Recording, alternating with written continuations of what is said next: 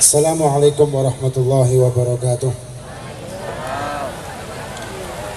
Alhamdulillah, wassalatu wassalamu ala rasulillah Sayyidina Muhammad bin Abdullah wa ala alihi wa sahbihi wa man walah, amma ba'du. Alhamdulillah, kita pada malam hari ini bersama-sama diberi kesempatan oleh Allah Subhanahu wa ta'ala hadir di majlis maulid yang penuh barakah, majlis maulid Ta'lim Ar-Ridwan. Ya, moga-moga apa yang kita laksanakan pada malam hari ini, pembacaan ratib sholawat dan mendengarkan majlis ilmu, diterima oleh Allah Subhanahu wa ta'ala dan dijadikan sebagai hujjah, sebagai sarana bagi kita nanti di yaumil qiyamah untuk layak masuk ke dalam rombongan Nabi kita Muhammad sallallahu alaihi wasallam. Dan alhamdulillah datang para habaib, wabil khusus guru kita khadimul majlis Ar-Ridwan Al-Habib Husain bin Hashim Bahagil, dan para habaib, para kiai, para ustadz, yang moga-moga Allah Subhanahu wa ta'ala memberikan beliau-beliau semuanya sehat, afiah, panjang umur fi taatillah, hingga tetap bisa membimbing kita, bisa mengajari kita bagaimana cara mencintai Allah dan mencintai Nabi Muhammad SAW dengan benar, hingga kita bisa dan layak untuk mendapatkan keridhaan Allah dan mendapatkan nadrah dari Nabi kita Muhammad SAW. Dan kepada para pejabat TNI, Polri maupun perangkat desa dan para pejabat yang lain, moga-moga Allah SWT berikan juga beliau-beliau sehat afiah, dan moga-moga diberi amanah oleh Allah SWT mengemban tanggung jawab tugas, hingga nanti kelak akan ringan ketika akan mempertanggungjawabkan di hadapan Allah SWT. Dan kita semua yang hadir, moga-moga kita tidak pulang ke rumah kita masing-masing kecuali tambah iman kita, tambah takwa kita, dan tambah cinta kita kepada Allah, cinta kita kepada Nabi Muhammad SAW, dan kita layak untuk masuk dalam rombongan Nabi kita Muhammad SAW dunia dan akhirat. Alhamdulillah, pada malam hari ini juga di samping maulid ada acara khitanan Ananda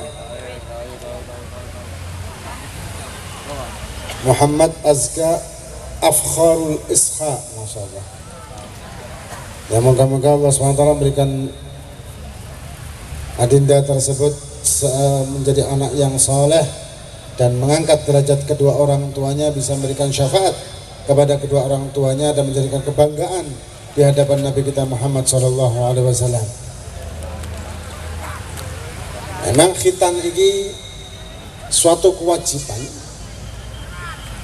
yang wajib bagi orang tua, dan itu bukan satu-satunya kewajiban bagi orang tua buat sang anak. Di samping mengkhitankan anak, karena khitan itu hukumnya wajib dan sunnah sebelum baligh dan wajib setelah baligh. Tapi sunnahnya yang sebelum baligh niku luwe afdol timbangane wajib yang setelah baligh. Ini sedikit pelajaran fikih ya. Kita kenal fardu wajib niku lebih afdol daripada sunnah. Ya, semuanya tidak.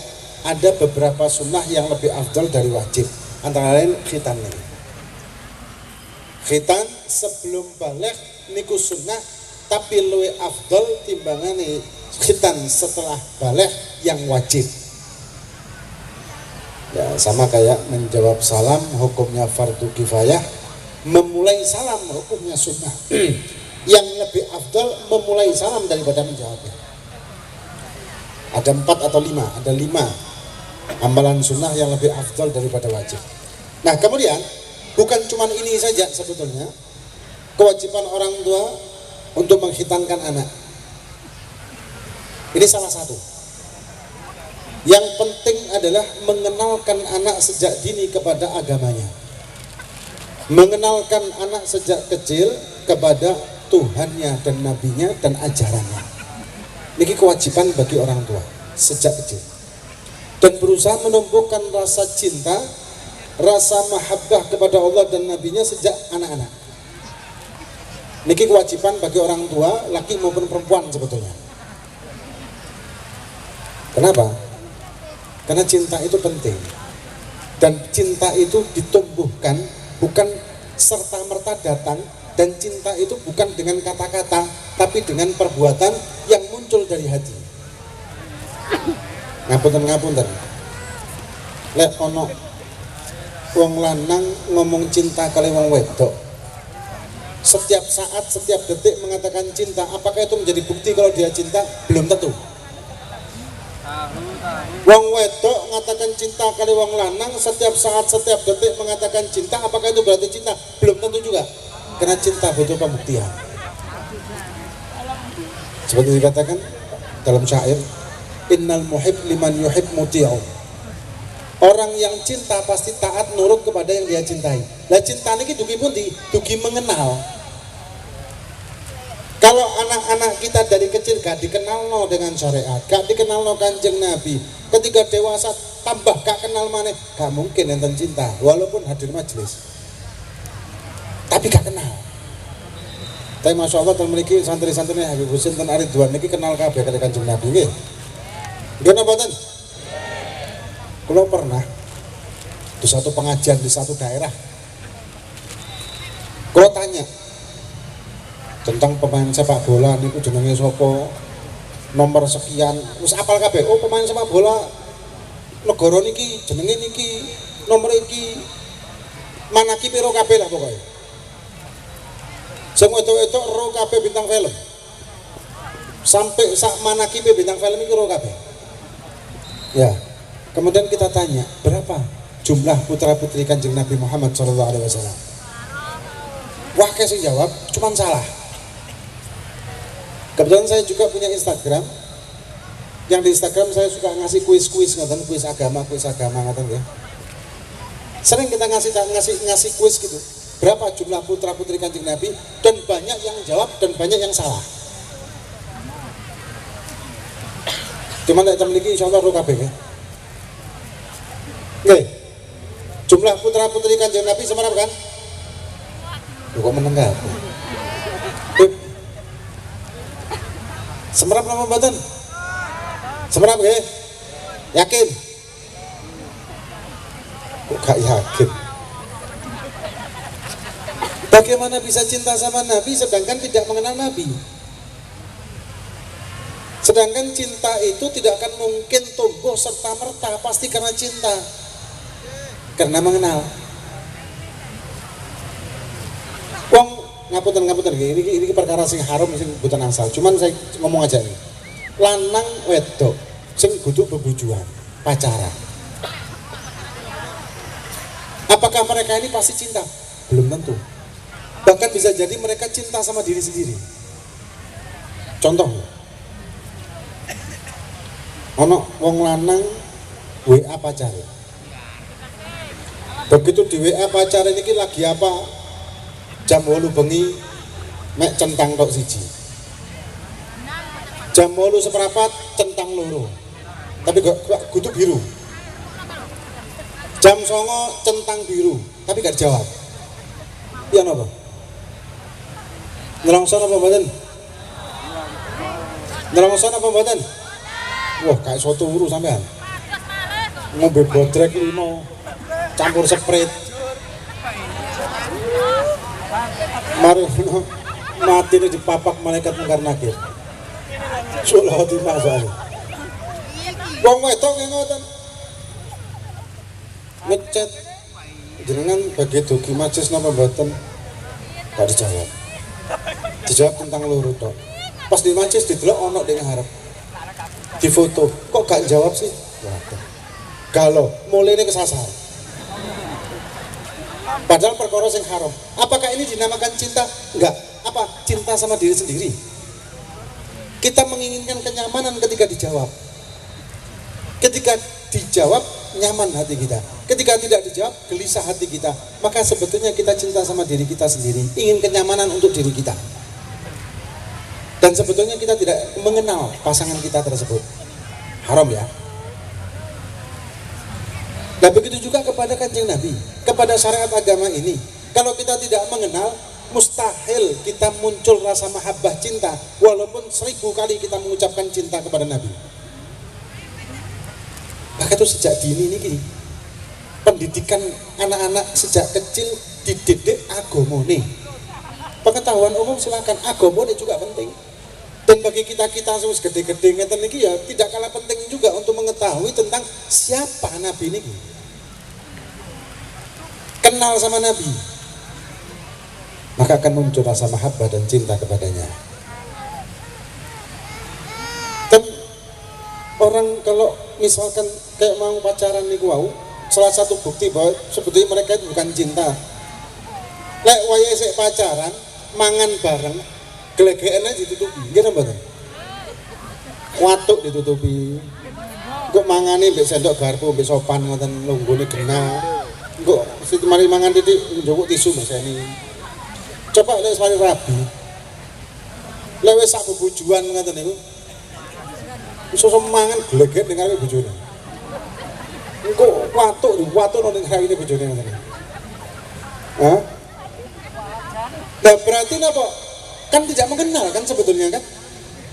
Waktu pacaran koyok seolah-olah dia menunjukkan wapi iki wong gena iki wong sopan ini orang gak tahu ngamuan iki orang. Begitu rapi bojone bantang-banting aja.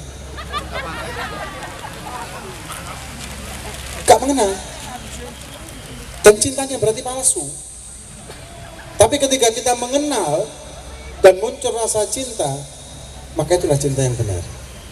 Dan ketika kita cinta sama Nabi, maka kita akan merasakan kelezatan dan kenikmatan ketika kita beribadah, merasakan kenyamanan dan kenikmatan ketika kita melaksanakan perintah Allah dan Rasulnya. Sholawat kok ngeten niki mendatangkan kenikmatan di hati. Tapi akan lebih nikmat lagi kalau kita mengenal kepada siapa kita memunajatkan sholawat. Kita akan lebih enak lagi, lebih nyaman lagi ketika kita mengenal untuk siapa kita hadir di sini. Padahal kita lihat tadi itu Masya Allah, orang-orangnya Masya Allah. Ya kita yakin semua kita mengenal kanjeng Nabi lah. Tapi akan lebih luar biasa lagi ketika kita mengenal Nabi dan kita mengikuti ajaran Nabi, melaksanakan ajaran Nabi dan bersolawat dan bersenandung solawat kepada Nabi Muhammad SAW, maka kita akan merasakan kenyamanan dan kenikmatan luar biasa.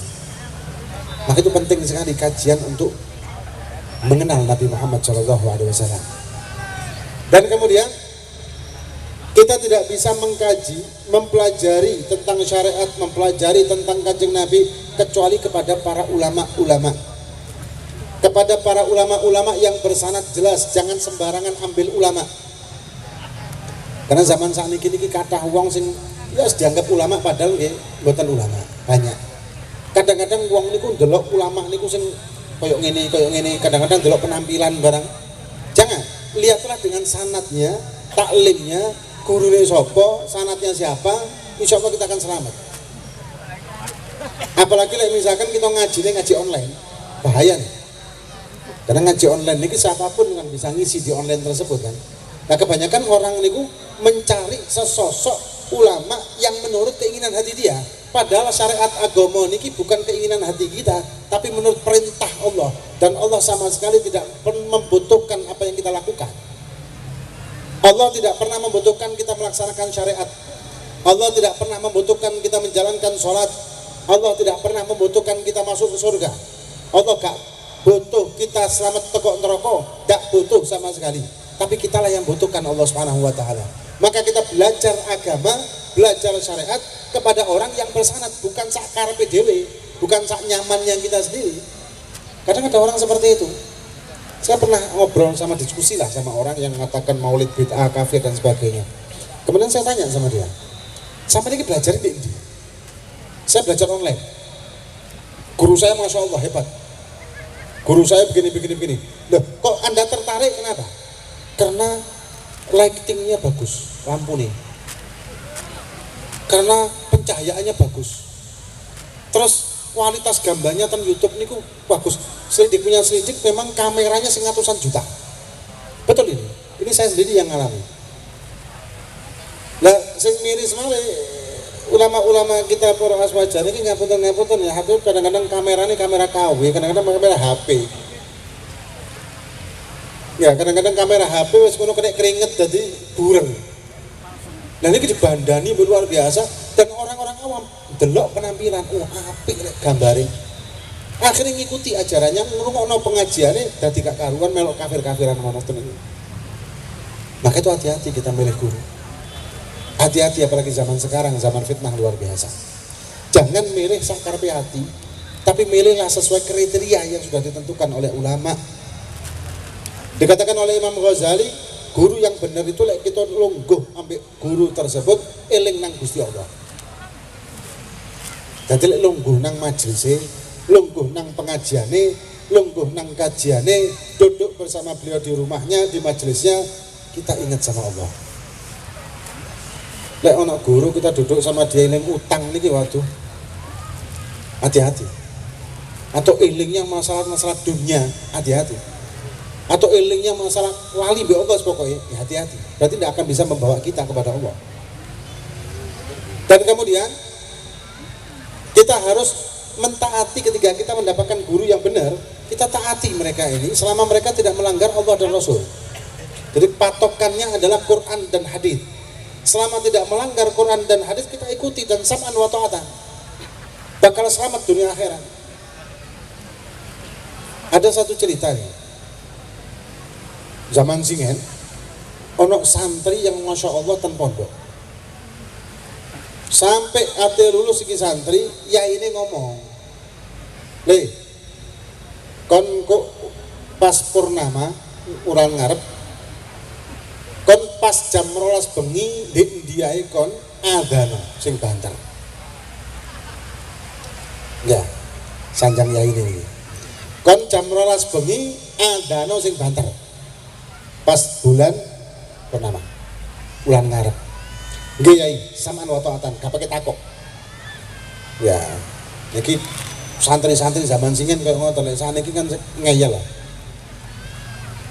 Akhirnya si santri ini keluar dari pondok karena sudah lulus dan dia mau menikah dengan seorang wanita pujaannya dia. Cuman sayangi wedok niki anake wong gak kena. Anake maling. Jadi bapaknya niki wis maling, mabukan segala macam. Cuman anaknya masya Allah sing wedok.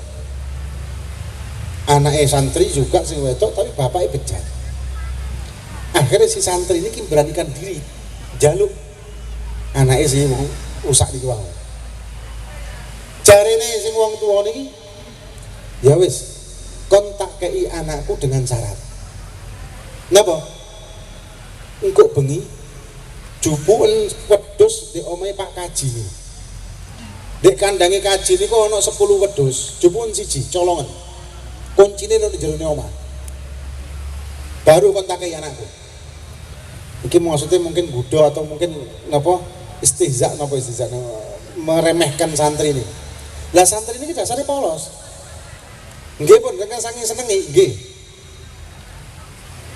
Akhirnya mlebu bengi-bengi subhanallah iso buka pintu mlebu nang ngene Pak Kaji iki. Golek kunci. Golek kuncine kandang. Lah kok subhanallah Pak Kaji niki mara tangi.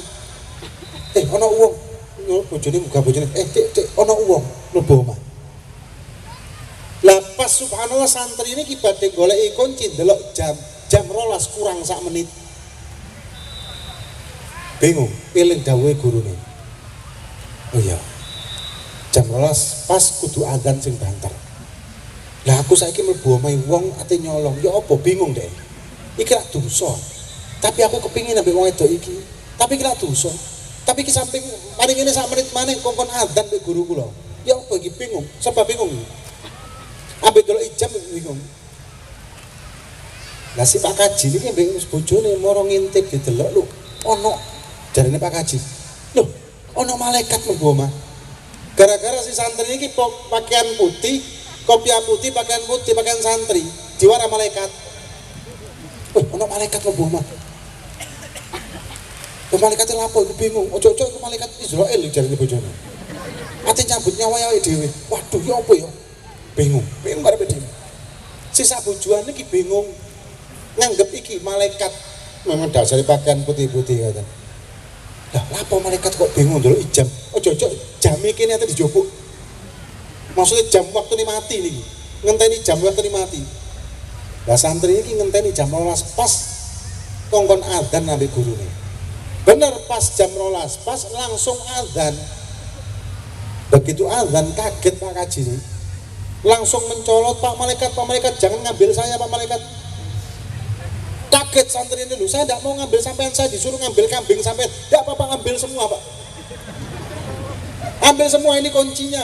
Pak malaikat tiga kuncinya. Jupun kabeh gak apa-apa 10-10 nih, coba ngambil kita. Oh nggih mantun nuwun. Akhirnya menggunakan kandang njupuk 10. Calon mertuane bingung, dikongkon siji njupuk 10. Gara-gara nurut kali gurune. Ya, enten malih cerita malih. Niki pun bengi keluhan kabeh. Enten malih satu lagi. Enten Hadramut ceritanya. Di Aden, bukan di Hadramut, di Aden, di Yaman Selatan. Ada Syekh Sa'ad Ba'asyan, ulama besar, tapi ada jantepnya. Ada seseorang santri ini Syekh Sa'ad Ba'asyan ini wadul mbek Sa'ad. Ya Syekh, kula niki ana masalah, ana 3 masalah. Napa? Sing kaping pertama aku gak ada wedok, anak wedok 3. Wis gede-gede kabeh karo sing njaluk. Soale padahal ayu kabeh anak-anakku iki. Soale gak ono sing njaluk, gak ono wong sing ngeru aku duwe anak wedok, gak tau metu omah, lek metu cadaran. Satu. Yang kedua, aku mbek bojoku niki kepingin haji tapi gak duwe duit. Yang ketiga ya Syekh, omah kula niki wis saya wayahe renovasi gak duwe duit haji ate gak duwe duit ate renovasi omah. 3 masalah niki ya. Ya Syekh, ya napa? Merasa njukuk sesuatu ngoten lek zaman saiki korek ngoten nggih. Kayak semacam korek lah. Coba. Jupuk mulya nang omahmu, obongen omahmu. Ya napa kula kalih panjenengan dingotenaken? Hah? Coba bebusin suruh aja omahe wis ngobong HP-ne ngoten lho. Wis gak nang aridan maneh wis langsung motong ngoten ya. Tapi ulama-ulama zaman dulu ya Masya Allah, ulamanya sak santrinya juga Masya Allah samaan wa ta'atan. Ya Syekh nyuruh bakar rumah saya, iya obong namamu. Ya Syekh marhaba, mulai langsung gurung mlebu omah, langsung nyumet ke ober ngoten itu langsung omah dibakar dari luar. Lah karena diobong anak bojone panik, kongkon metu bengak-bengok kongkon metu karena ini terbakar, keluarlah semua anak bojone kabeh. Wong kampung juga klutu kabeh ana kobokan. Wis rame, ora ana wong ngomong, anake sapa iki? Anak wedok kan anak sapa? Anakku sing gedhe. Loh, kok duwe anak wedok ayu? Iya.